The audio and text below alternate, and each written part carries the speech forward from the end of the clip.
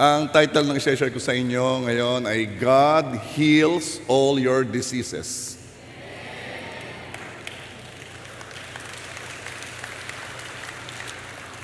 Psalm 103 verse 1 to 3. Bless the Lord, O my soul, and all that is within me. Bless His holy name. Kaya kanina, we bless His holy name by shouting, I exalt Thee. Verse 2, bless the Lord, O my soul, and forget not all His benefits. Kaya tayo ay merong gratitude lagi sa Kanya because we don't forget His benefits. Kaya dapat lagi tayong thankful. And verse 3, who forgives all your iniquities, who heals all your diseases. Wow, tindi ng verse na to. All our diseases. God heals all.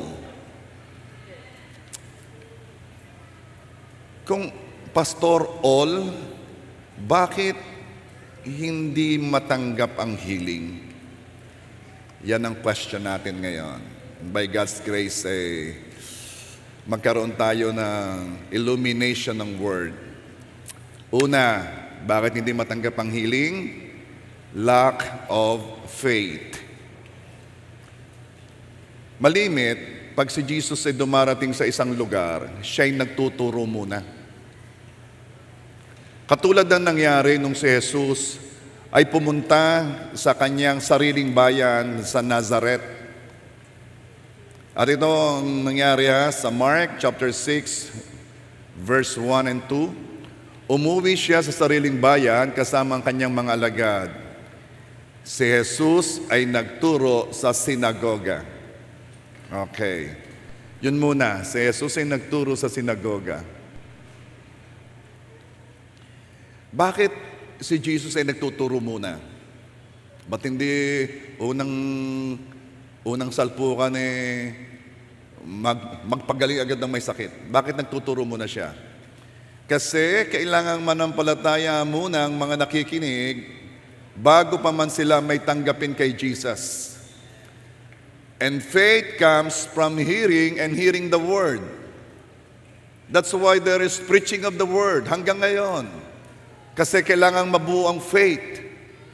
Itutuloy ko, Mark 6 verse 2. Si Jesus ay nagturo sa sinagoga. Maraming tao ang nakarinig sa Kanya at sa kanilang pagkamanghay nagtanungan sila, saan niya natutunan ng lahat ng iyan? Anong karunungan itong ipinagkaloob sa Kanya? Paano siya nakakagawa ng mga himala? Okay. Sa mga tanong na yon, implied na sa pagtuturo ni Jesus ay nag-testify siya sa mga himala na Kanyang ginawa sa ibang bayan. Ay bakit nagtetestify si Jesus? Again, para manampalataya ang mga nakikinig at sila man ay tumanggap ng himala, ng mga impossible blessings. Are you there? Pero, ito ang istorya sa halip manampalataya kay Jesus, ay pilit lang nilang inilelebel si Jesus sa kanila. Mark 6 verse 3. Hindi ba ito ang karpinterong anak ni Maria? At kapatid ni Santiago, ni Jose, ni Judas, at ni Simon? Yes, si Jesus po ay may mga kapatid. Taga-rito rin ang kanyang mga kapatid na babae, hindi ba?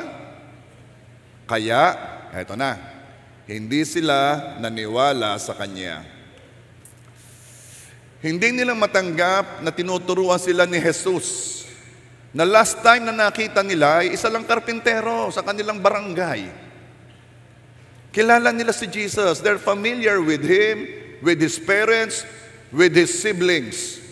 Kilala nila ang kanyang mga magulang at kapatid. Ganito yun Paano sila mananampalataya sa sinasabi ni Jesus kung hindi naman nila tanggap si Jesus bilang sugo ng Diyos? So sino lang si Jesus sa kanila? Si Jesus ay isa lang kababayan. At kung ang turing nila kay Jesus ay isa lang umuwing kababayan, then ang pinakamataas lang nilang aasahan sa Kanya ay pasalubong ng balikbayan. Taas ang kamay ng mga balikbayan. Yan, isa. Kung dami pala, dalawa.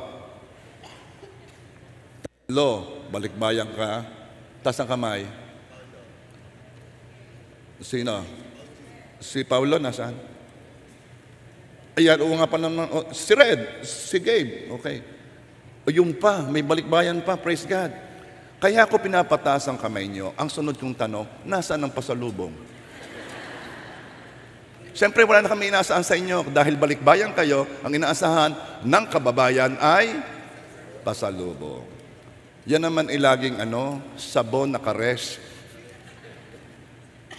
Sa lalaki ay t-shirt na puti, yung binik. Hence pa rin hanggang ngayon. Marami sa Green Hills. Anyway, yun lang ang turing nila kay Jesus Paano sila tatanggap ng healing? Ang turing nila kay Jesus ay isang balikbayan.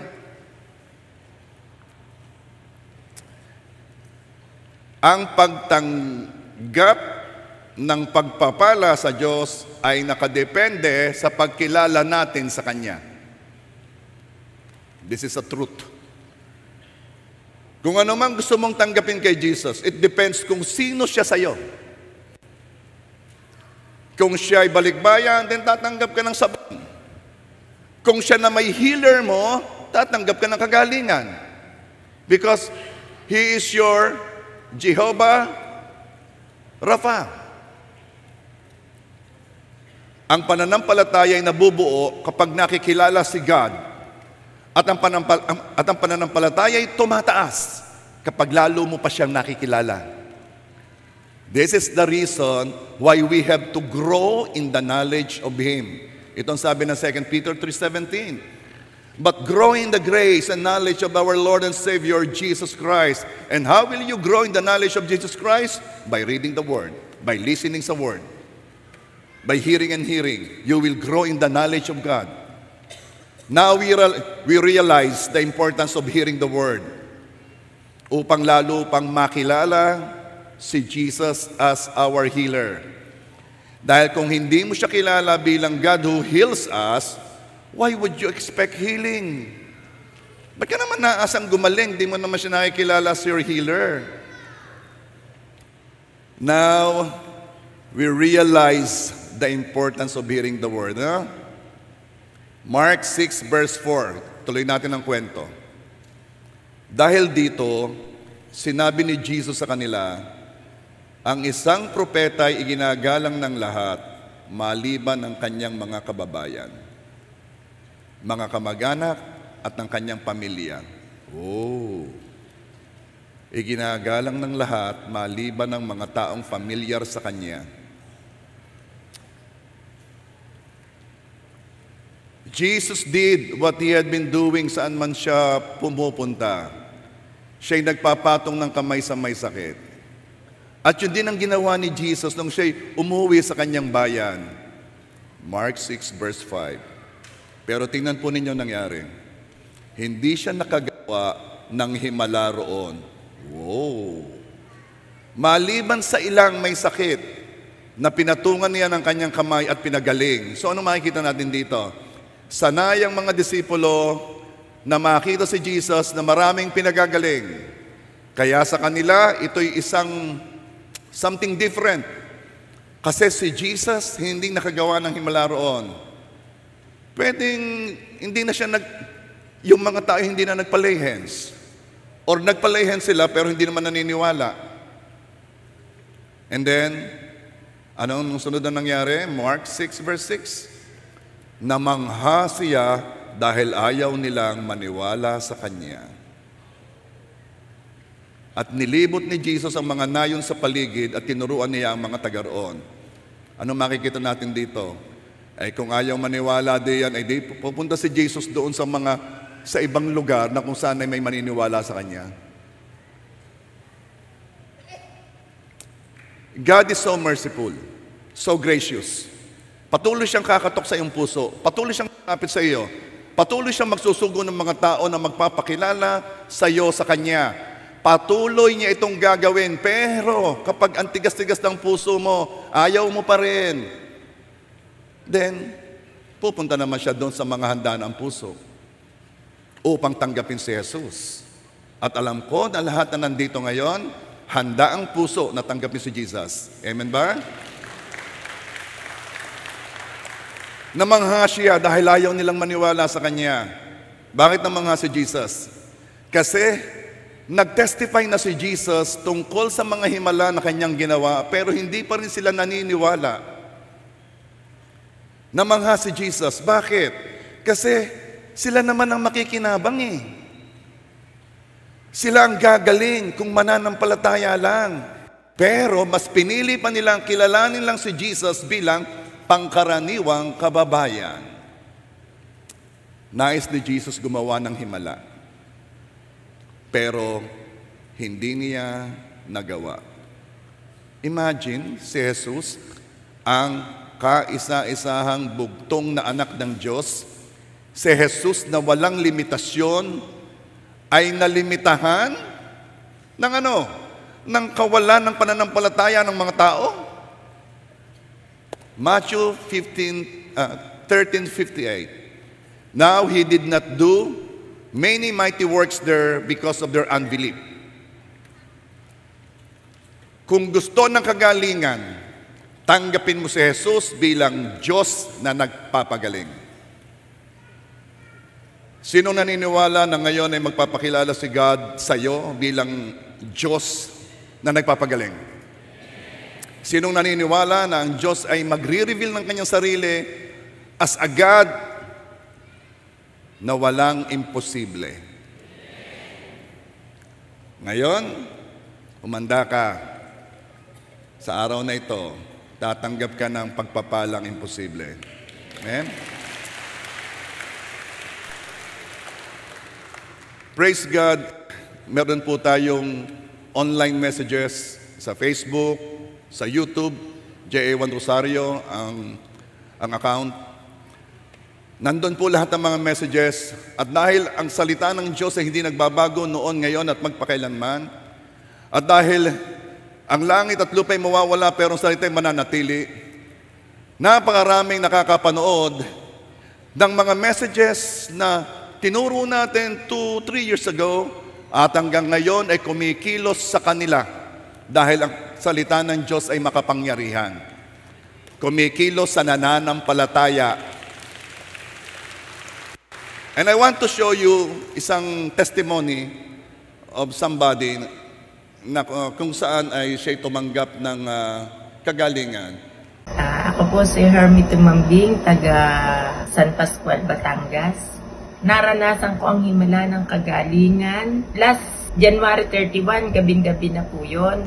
Nakikinig ako ng preaching ni Rev Ito, Breakthrough in Healing. Ako po ay ilang buwan na rin may nakakapa dito sa mababang parting ito ng aking kanang lieg. At noon pong sabihin ni Rev Ito, nung magdeklara siya na bukol, yung may mga bukol ay matutunaw, ipatong ang inyong kamay kung saan kayo ay may bukol at may mga sumasakit. Nag-uumpisa pa lamang po ang preaching ay akin nang ipinapatong ang aking kamay dito. Ginagayan ko na siya, di may nasasalat pa po ako. Ay nun pong magdeklara na si Rev Ito na ang mga bukol ay matutunaw at ipatong ang kamay ay hindi pa po tapos ang kanyang preaching. Ay naramdaman ko na unti-unting nawawala yung aking nakabara dito sa parting ito, sa mababang bahaging ito ng right side ng aking lieg. At hanggang ngayon po, araw-araw po ay sinasalat ko. Umpisa po nung January 31 na yun, February 1 hanggang ngayon po na nagbibideo ako ay talaga pong wala na akong masalat. Talaga pong ayan, wala nang nakaharang sa aking daliri. Diretso ko na pong naiigayon ang aking kamay. Ang lahat po ng papuri ay para lamang kay Jesucristo, ang nag-iisang Diyos na buhay. Glory to God. Nais ni Jesus gumawa ng himala at gagawin niya yon sa mga taong nananampalataya sa Kanya.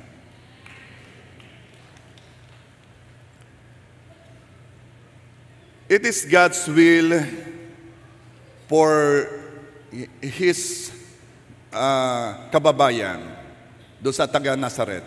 It is God's will for them to be healed. But God will not heal them against their own will.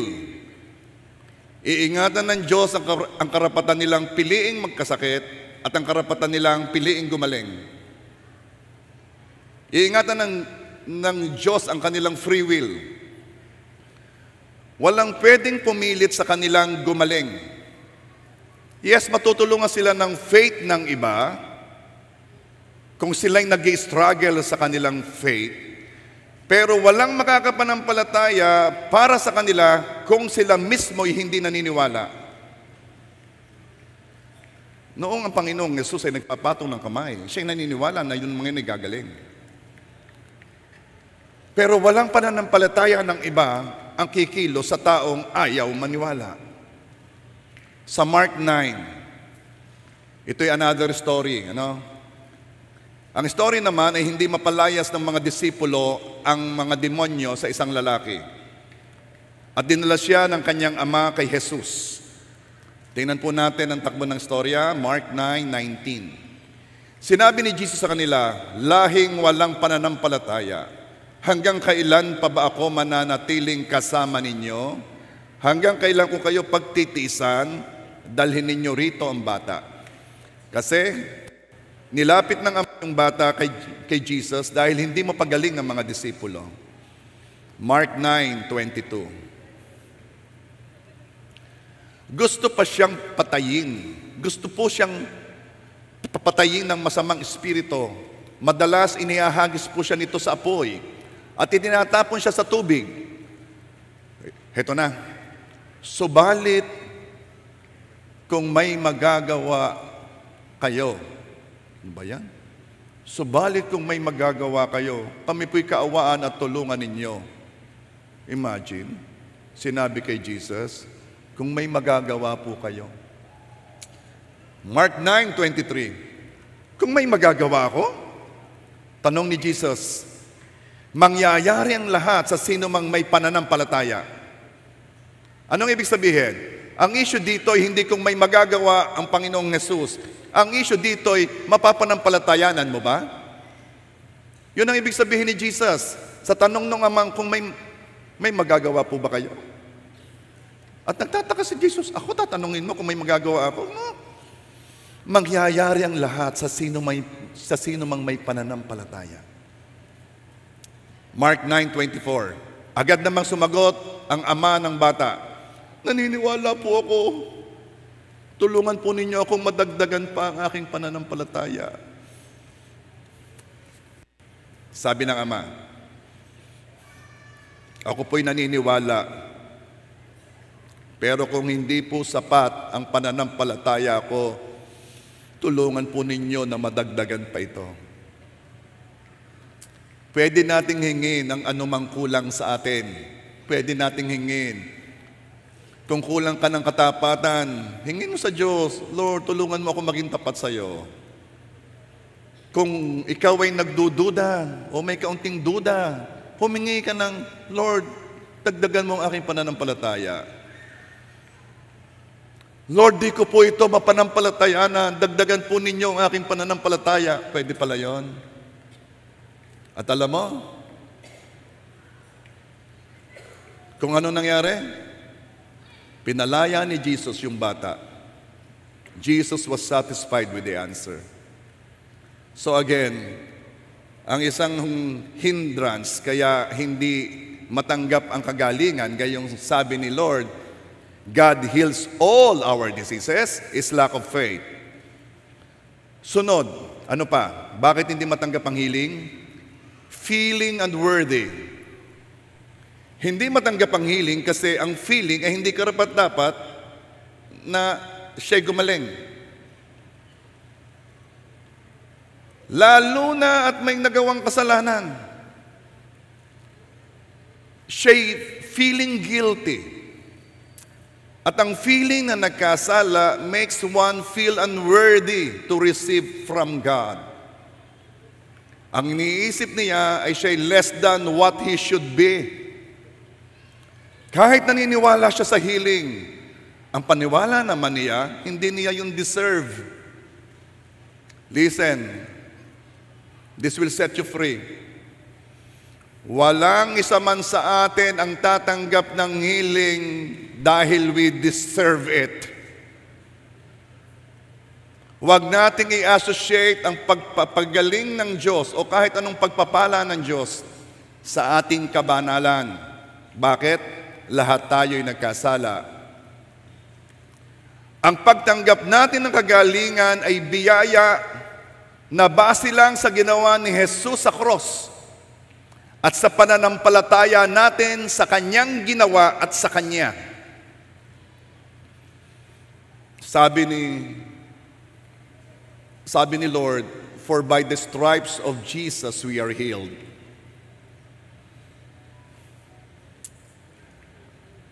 Kaya ikaw igagaling, hindi dahil ikaw ay hinampas sa likod. Kaya ikaw igagaling dahil si Jesus ay hinampas sa likod. It is not about you. It is about Jesus. Kung iniisip mo hindi mo deserve tanggapin ang kagalingan, may sasabihin ako sa iyo, then nobody deserves it. Dahil lahat tayo ay nagkasala. Pero, ito lamang ang iyong iisipin. Ang kagalingan, katulad ng kapatawaran, ay biyaya. Ikaw ay magsisi, and then tanggapin mo lang ito. Now, mas maunawaan mo ito dito. Another story. Iba naman itong storya. Nangyari naman ito sa John 5. Pinagaling ni Jesus ang lalaki na paralyzed for 38 years sa pool of Bethesda. Maraming may sakit na naroon. Naghihintay sila na galawin ng anghel ang tubig at ang unang lulusong ay siyang gagaling. So this is the story. John 5 verse 5. Kayo ba'y nakakasunod? Ito'y another story, ha? Naroon ang isang lalaki na may 38 taon na may sakit. Ilang taon na may sakit? 38 years. Verse 8. Sinabi sa kanya ni Jesus, "Bumangon ka, buhatin mo ang iyong higaan at lumakad ka." Wow! Nakalakad ang lumpo. Nakalakad ang paralyzed. At heto, sunod na pangyayari, John 5:14. Pagkatapos ay natagpuan siya ni Jesus sa templo at sinabi sa kanya, "Tingnan mo, ikaw ay gumaling na. Huwag ka nang magkasala, baka may mangyari pa sa iyo na lalong masama." Okay. Jesus tied the result of sickness to sin. Ikinabit niya ang resulta ng sakit sa kasalanan. Okay? Hindi sinabi ni Jesus na huwag ka nang magsisimulang magkasala, kundi huwag ka nang magkasala ng kasalanan ginagawa mo as of the present. Huwag mo nang ipagpatuloy yun. Yun ang ibig sabihin ng huwag ka nang magkasala. Hindi naman sinabing huwag ka na, hindi sinabing be perfect. No. Okay. Yes, ang kasalanan ay pwedeng dahilan ng sakit. Liver cirrhosis, malimit din nakikita yan sa mga taong umiinom. Heart and lungs problem, associated yan with people na nagsisigarilyo, nagbe-vape. Sexually transmitted disease, malimit nakikita sa mga tao with multiple sexual partners. HIV, na when full-blown ay nagiging AIDS, associated sa mga tao who practice homosexuality. Yes, ang kasalanan ay pwedeng dahilan ng sakit. Pero hindi sa lahat ng pagkakataon ay ang sickness ay direct result ng sin. Some sickness ay pwedeng gawa ng kaaway that needs deliverance. Pwede ring natural cause at pwedeng dahil sa ignorance at kapabayaan. Yung ganamang araw-araw na yung kinakain ng mga laman loob mga bulalo, goto. Ignorance at kapabayaan. Kaya pag yan ay nagpa-blood chem, anong lalabas doon? Hindi na ho mabilang. Meron ako nabalitaan ganun Binilang ang kolesterol, hindi ho mabilang. Nung tinignan ho, ang dugo ay puro puti. Pwede pala yun. Now, eto na. Pero ang maganda rito, kung kasalanan man ang naging dahilan ng sakit noong lalaki sa pool of Bethsaida, pinagaling pa rin siya ni Jesus. So, wag mong i-connect sa kabanalan mo ang pagtanggap ng kagalingan. Kasi, kahit yung nasa pool na pinagaling ni Jesus, na sinabihan niya, simula ngayon ha, wag ka nang magkasala. Itigil mo na ha. Ibig sabihin, he was living in sin. Pero pinagaling pa rin siya ni Jesus. Again, uulitin ko. Ang kagalingan is not about you. It's about the stripes of Jesus. Tatanggapin mo lang ito. Dahil ito'y biyaya. Nung lumapit ka sa Panginoong Yesus, hindi ka naman perfect At sabi mo sa Kanya, Panginoon, I surrender my life to you. At tinanggap ka ng Panginoon kasi biyaya. Ganon din ang kagalingan. For by the stripes of Jesus you are healed. Lagi kong sinasabi, pwede namang mapako ang Panginoong Yesus sa cross at bayad na ang iyong kasalanan. Mamatay sa cross, bayad ng kasalanan mo. Pero talagang isinama ni Jesus na siya'y hampasin, latiguhin sa likod kasi specifically, ang bawat hampas na yon, ang bawat sugat na yon, ay bayad para sa iyong kagalingan.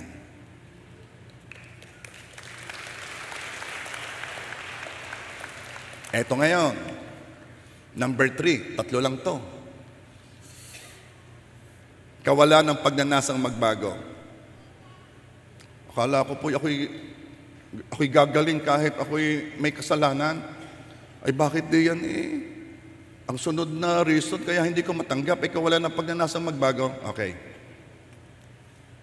Living in sin will make a person sick. Pero, pinagagaling pa rin sila ni Jesus. Okay? Pastore, bakit yung kilala ko doon, ha? Inom ng inom, sigarilyo ng sigarilyo. Matanda na buhay pa. Okay. Maybe, dahil sa kanyang genes, I don't know. Pero, sa bawat isa mong ituturo sa akin, na matanda na may bisyo at buhay pa, magpapakita ko sa iyo ng 100 na bata na may bisyo at hindi magandang tayo. So, wag mo namang gawing modelo yung isang nakita mo. Ha? Dahil mas marami ang mga taong lumubog sa bisyo at tumanggap ng resulta nito. Are you there? Okay. Living in sin will make a person sick, pero pinagaling pa rin sila ni Jesus. With a warning. John 5:14. Tingnan mo, ikaw ay gumaling na. Huwag ka nang magkasala, baka may mangyari pa sa iyo na lalong masama. Kahit may kasalanang ginagawa, ikaw ay tatanggap pa rin ng kagalingan sa Diyos. This will set you free. Many of you, kahit sa online. Dahil ito ang humahadlang ng pagtanggap mo ng kagalingan. Pero, kailangan ikaw ay magpasyang ititigil mo ng kasalanang iyon. Bakit, Pastor? Dahil may word na. John 5:14, tingnan mo, ikaw ay gumaling na, huwag ka nang magkasala, baka may mangyari pa sa iyo na lalong masama. May word na Now we understand kung bakit may taong hindi pa rin tumatanggap ng kagalingan. Bakit? Kasi mahal sila ni Lord. Dahil alam ng Diyos na yung taong iyon ay walang intensyong magsisi. At alam ni Lord na kapag ito'y gumaling, hiya'y magpapatuloy pa rin, ay may word na, huwag ka nang magkasala, baka lalong malma o masama ang mangyari sa'yo. It's because of God's love. Now, understand this. Hindi humihingi si Jesus ng perfection. Alam niya, imposible yon. Ang hinihingi lang niya ay ang pagpapasya mo. Na maaaring no ikay nagpasya, ikaw ay bumabagsak pa rin. Okay lang yon. As you grow in the knowledge of Him, ikaw ay makakamukha niya. Ikaw ay mag-i-improve. Ikaw ay unti-unting makakamukha niya. Maaaring bigla, maaaring matagal. Ang mahalaga ay meron kang pagpapasya. Ang mahalaga ay ikaw ay nagsisi at sabi mo, ako'y magbabago na. I am turning away from my sins. Yun ang mahalaga. Hindi nag-e-expect si Lord ng perfection. Si Lord nga ang tutulong sa iyo, hinihintay lang niya ang iyong pagpapasya. Pero sad to say, maraming gumagawa nito. Ginagamit niya ang mga man of God, ang mga taong nagpe-pray na albularyo. Ano ibig sabihin? Sa albularyo kasi, yun ang paniwala nila, ha? Pag sila'y nagpunta, okay lang. Basta matanggap ko, pag alis ko, gayon pa rin ako. Kay Jesus, ang kagalingan ay fringe benefits lang ng tunay na pagpapala. Ano ang tunay na pagpapala? Ang magkaroon ka ng relasyon sa Kanya. Ang tunay na pagpapala ay siya iyong makilala. That you will come to the point that you will surrender your life to Him and you will live a life for Him. Yun ang tunay na pagpapala. Pero hindi We come to Jesus, sige, Jesus, gawin mo na. Bigay mo na sa akin. Sige, impossible blessing, pasok. Sige, pagpalain mo ako. Bigyan mo ako ng Land Cruiser. Bigyan mo ako ng bahay na maganda. Bigyan mo ako ng jowa. Ayusin mo aking mga relasyon. Pagpalain mo ako. Without even intending. Without the intention na talagang mag-decide, Jesus, I will follow you. Ito ang reason kung bakit hindi pa dumarating si healing, kasi mahal ka ni Lord. Hinihintay ni Lord na ikay dumating sa punto sa sasabihin mo, yes, Lord. By myself, I cannot do it. Pero Lord, humihingi ako kung ano ang kulang ko. So many times I tried but I failed. Pero Lord God, I will decide. Kahit ako'y bumagsak, ako'y mabangon muli. At ako'y lalapit sa iyo. At yun ang magiging direksyon ng buhay ko. Kung ganon ang iyong mindset, manda ka. Tatanggap ka ng kagalingan.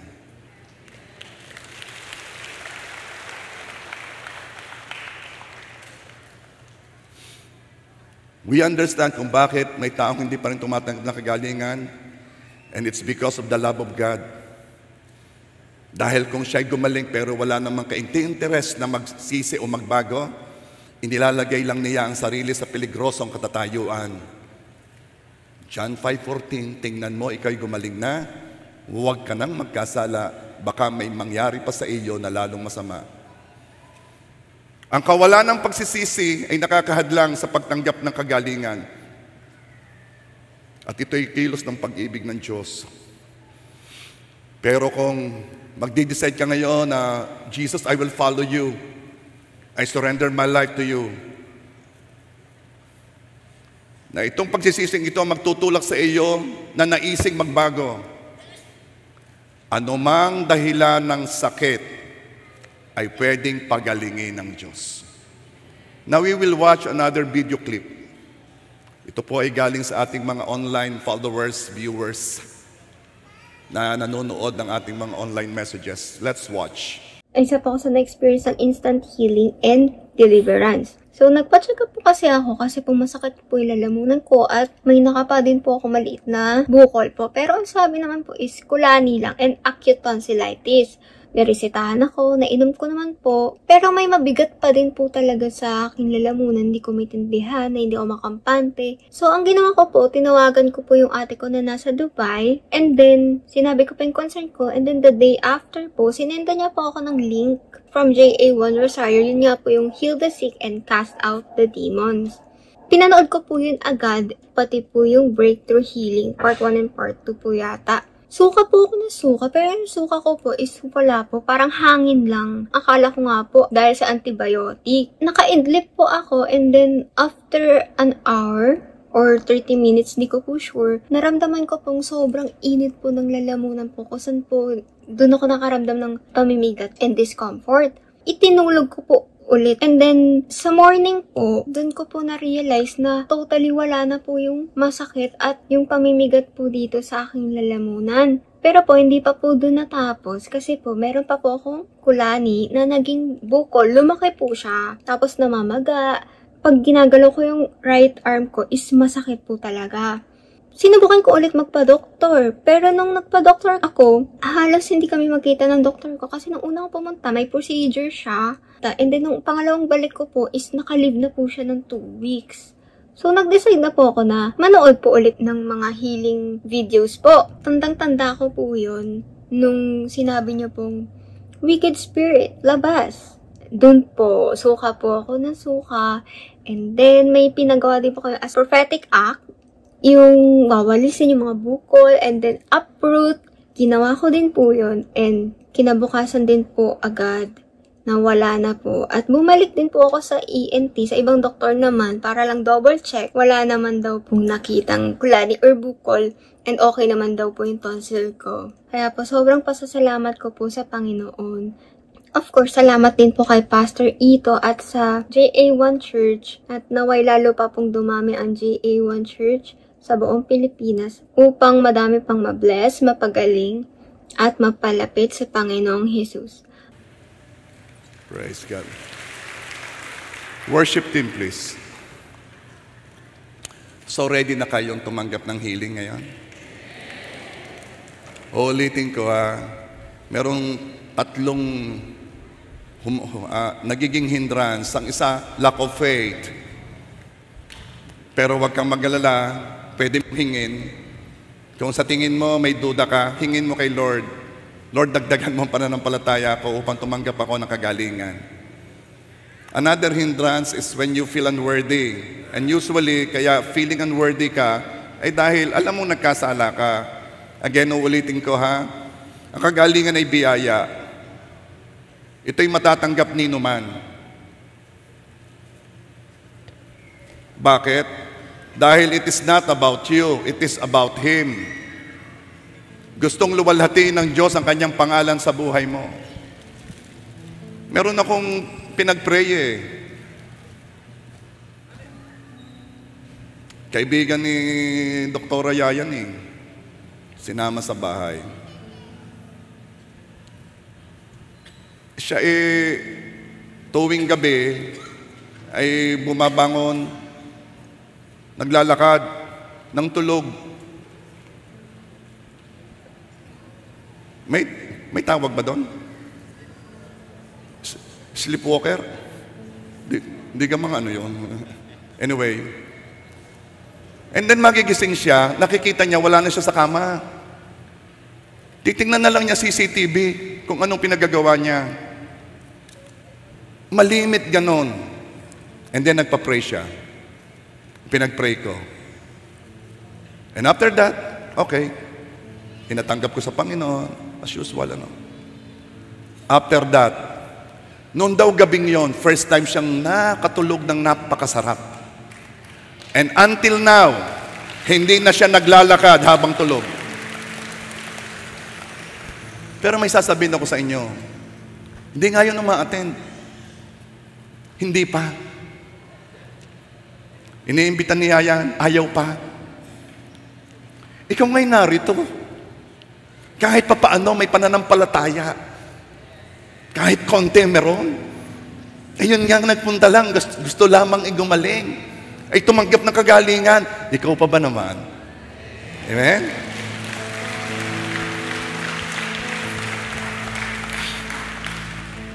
Another reason kung bakit is this, kung bakit hindi gumagaling. Is dahil mahal ka ni Lord. Hinihintay ni Lord na dumating ka sa puntong talagang tunay na ikaw ay nagsisisi. Tunay na sinasabi mong, from now on, I will follow Jesus. Dahil kapag pinagaling ka ni Jesus, at the moment na wala kang ka-interest na talagang sumunod sa Kanya, there is a warning. Huwag ka nang magkasala dahil baka mas masama pa riyan ang mangyari. May word na eh. So, withhold pa ni Jesus. Hinihintay ang araw na sasabihin mo, Jesus, I surrender my life to you. I want and I intend to follow you. I want to know you more. At uulitin ko, huwag kang matakot. Hindi humihingi si Lord ng perfection. Maaaring pagkasabi mo noon, ikay papalya pa rin, pero iba na kasi meron ka ng intensyon na makamukha siya. At ikay kikilos para mangyari yon. Ikay makikinig ng word. Para ang pananampalataya ay lalo pang tumaas. So I really believe na today, napakadami, kahit sa online viewers, napakadaming tatanggap ngayon ng impossible blessings.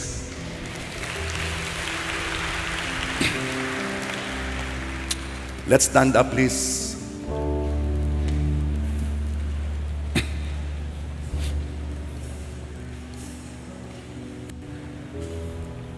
Ito muna ang gawin mo.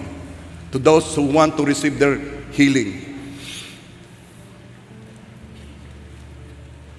sabihin mo sa Panginoon na simula ngayon, nagnanasa ka na talagang makamukha siya. Nagnanasa ka na talagang lumapit sa Kanya. Nagnanasa ka na talagang magkaroon ng malapit na relasyon sa Kanya. Yun muna. Sige, close your eyes. Pray. Your own prayer. Naririnig ka ni Jesus. Naririnig ka ni God.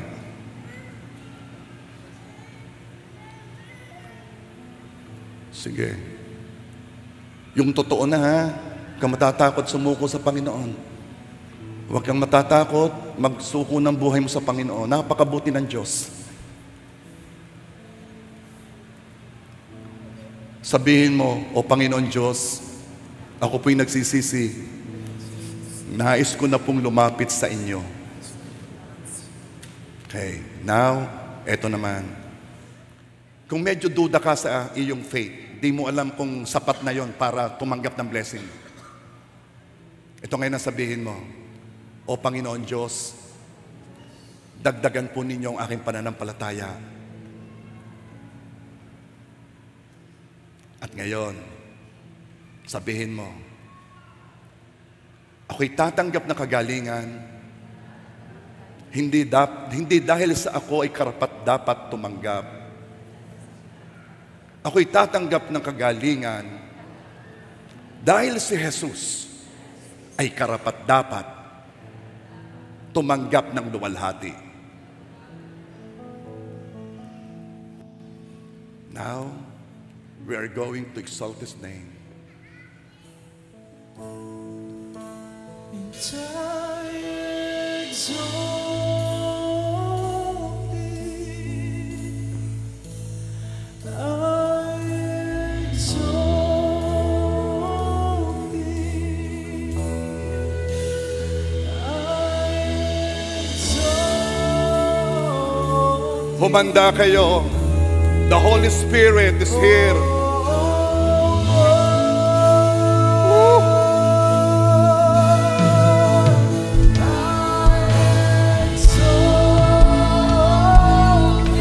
Something is about to happen. Something is about to happen.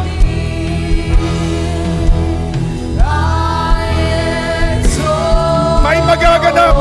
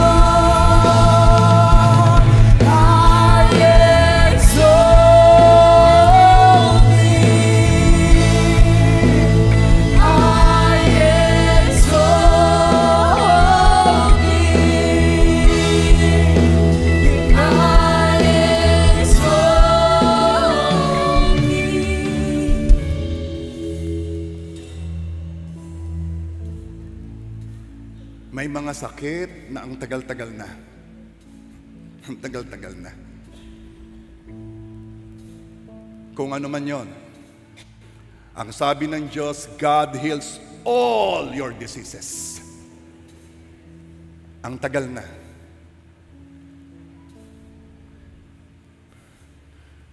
Kahit sa online kinanonood, kay bedridden ang tagal na eh. Pero sabi ni Lord, God heals all your diseases. Now that you have heard, that is God's will for you to be healed. And now that you have surrendered your life, and now that you know that you can receive healing, at kahit sino mang nandito, alam mong pwede kang kagalingan because of Jesus, not because of you. Meron kang gagawin. Narinig mo yung mga nagpatotoo. Parehong may bukol. Lahat muna na may bukol. Bukol na nakikita o bukol sa loob ng katawan. Nakita ng doktor, nakita sa x-ray, sa MRI. Sino ka man. This is the word for you. God heals all your diseases. At ngayon, may gagawin ka. Sabi kanina nung nag-testify, hinipo daw niya ng hinipo. Some of you will experience instant healing na habang hinihipo ay nawawala. Kaya ngayon, kung meron diyang may bukol sa breast, may cyst sa ovary, may bukol sa likod, ano mang bukol yan, dahil ang sabi ni Lord, all your diseases, hawakan mo yung parting yon. Ibu-ibuin mo ang kamay mo. Sige, yan ay kilos ng pananampalataya. And as you are doing that, we are going to exalt the name of the Lord. Softly. Softly.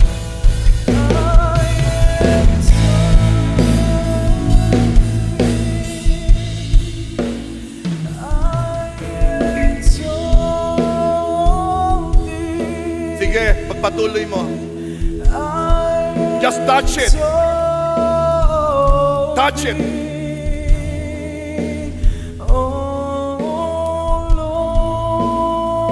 May nangyayari.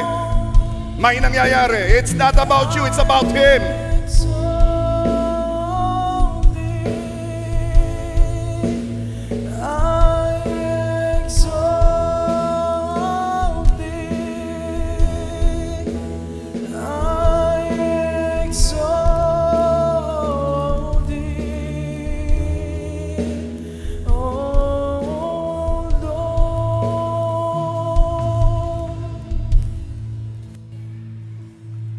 Can I just hear the voice?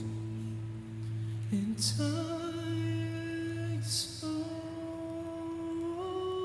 deep, Ang kagalingan mo ay luluwalhati sa Diyos. Kaya kalooban ng Diyos na ikaw ay gumaling. Isipin mo, it's about Him. Gusto ng Diyos na ikaw ay gumaling. Kaya ngayon, lahat ng bukol na yan, habang hawak mo, yan ay aking tinutunaw in Jesus' name. Tinutunaw ko yan in Jesus' name. Tinutunaw ko yan in Jesus' name. Ikaw na matagal na, persistent ka, ikaw ay laging nandyan, ikaw ay inuutusan ko, tapos na ang iyong araw, tapos na ang iyong presensya sa katawan ng anak ng Diyos.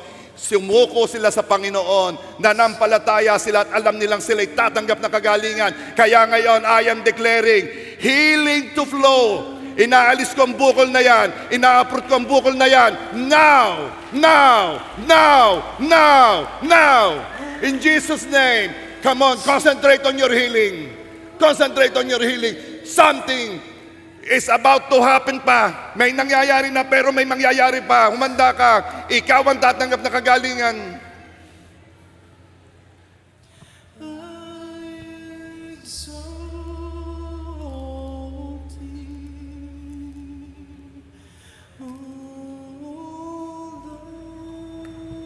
Something to do with nerves.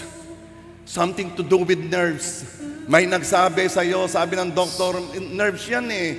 Minsan di mo nga maunawahan, nakikinerves ka na lang. Pero may sasabihin ako sa iyo, alam ng Diyos, kasi siyang lumikha sa iyo. Alam ng Diyos, yung mga nararamdaman mo na parang ikaw ay nangingimay, yung sabi mo, yung word na nangingimay, o nawawalan ka ng pakiramdam, o minsan sumasakit naman, and they say it's nerves. I'm telling you, you're about to receive healing. Kung dito merong sinabi ang doktor na something is wrong with the nerves, kindly raise up your hands, please. Uradi kayay. Yes, habang nakataas ang iyong mga kamay, God wants to heal you. Ikaw ay matagal nang naghintay na kagalingan. Ito ang iyong araw. Gusto ng Diyos na ikaw ay gumaling dahil gusto ng Diyos luwalhatiin ang kanyang pangalan. Habang nakataas ang iyong mga kamay, receive! Receive! Receive! Receive! Receive! Your healing! Now! Now! Now!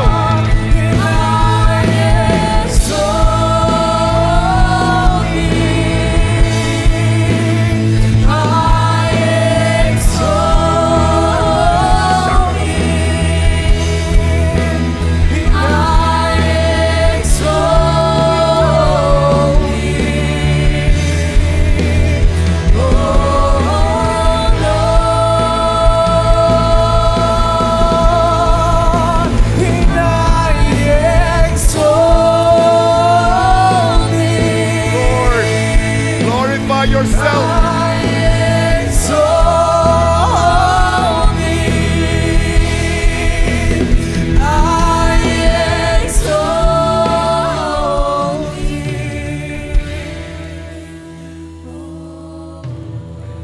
May mga sakit na gawa ng masamang spirito, ng wicked spirit. At ngayon, ikaw masamang spirito, I am talking directly to you. Ikaw na kumikilos sa buhay ng mga anak ng Diyos, sila man ay nandito sa church o sila man ay nanonood online, I am talking to you. I am commanding you. By the power of the name of Jesus, leave. Iwan mo ang katawan ng anak ng Diyos. Iwan mo ang katawan ng mga taong sumuko sa Diyos. Wicked spirit, demons, labas! Labas! Labas! Labas! Now! Now! Now! Now! Labas! Labas! Ngayon na. Ngayon na.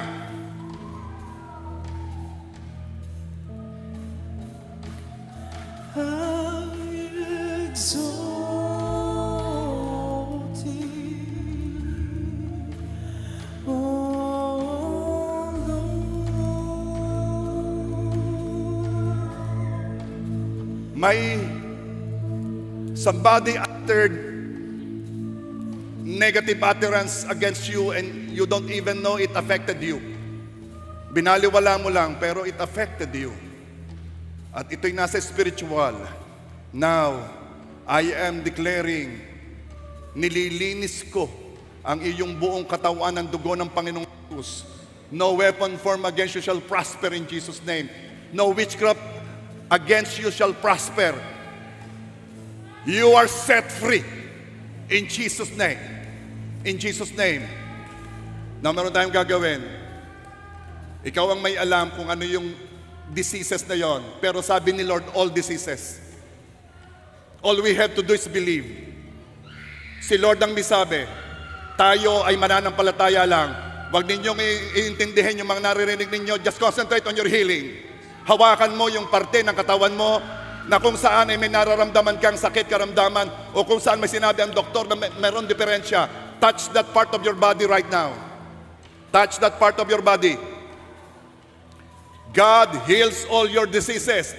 You are about to receive an impossible blessing. Sabi ng iba, imposible. Pero sabi ni Lord, Walang imposible sa nananampalataya. Lahat ay mangyayari sa nananampalataya. Sabi ni Jesus, kaya ko. Kaya ko. And Jesus is here. Now, habang hawak mo yung parte ng katawan na yan, na mayroong nararamdaman sakit karamdaman, humanda ka. God will work and will move. Now. Now. Now.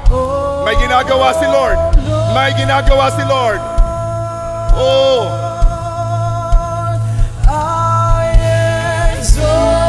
Yes. Yes. Lord, glorify yourself sa healing.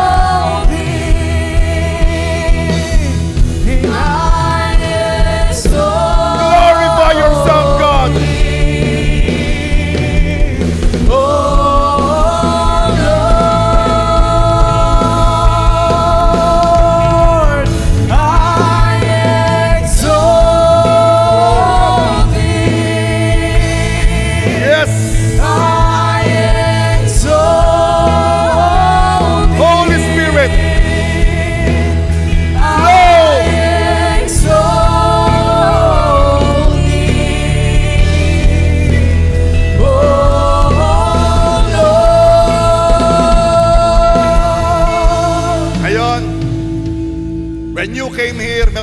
Meron kang ginagawa na pag ginagawa mo, nakakaramdam ka ng pain.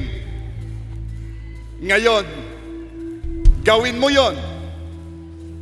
At merong nangyari sa'yo, wala na si pain. Do it. Yung dati ginagawa mo may pain, ngayon gawin mo. Because I am declaring, habang ginagawa mo yan, nawawala si pain. Sige, do it. Do it. Do it.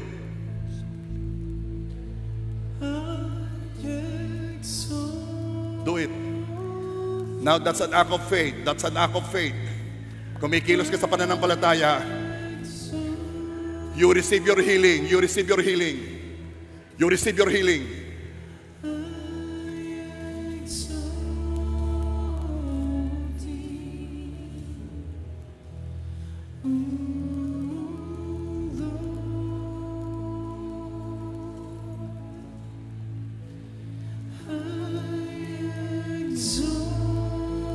Father God, I pray lahat ng parte ng katawan na may naramdaman sakit karamdaman, Lord, kayo po ay kumilos na, hindi po ninyo yon, Panginoon.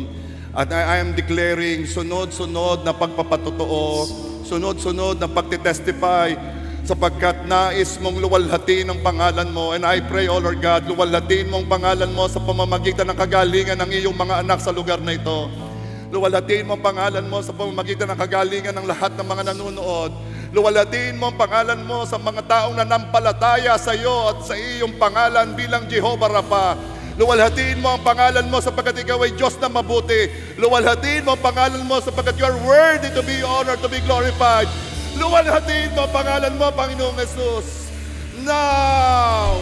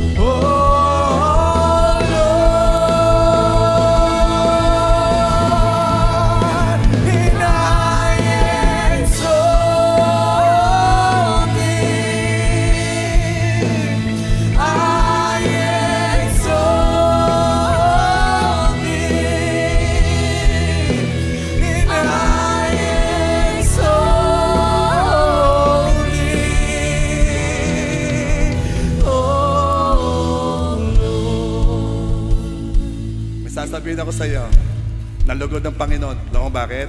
Kasi ang kagalingan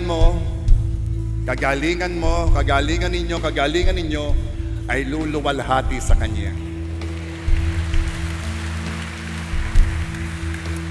Father God, marami pong salamat sa healing na aming tinanggap. Truly, your word is powerful. Salamat po sapagkat you heal all our diseases. Salamat po, Lord God, sa dagdag na pananampalatayang binigay mo sa amin.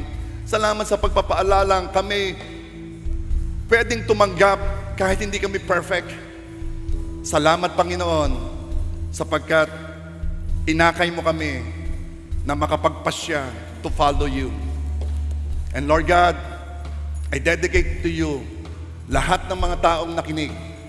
I pray, tulungan mo kaming luwalhatiin ka. In Jesus' name, Amen.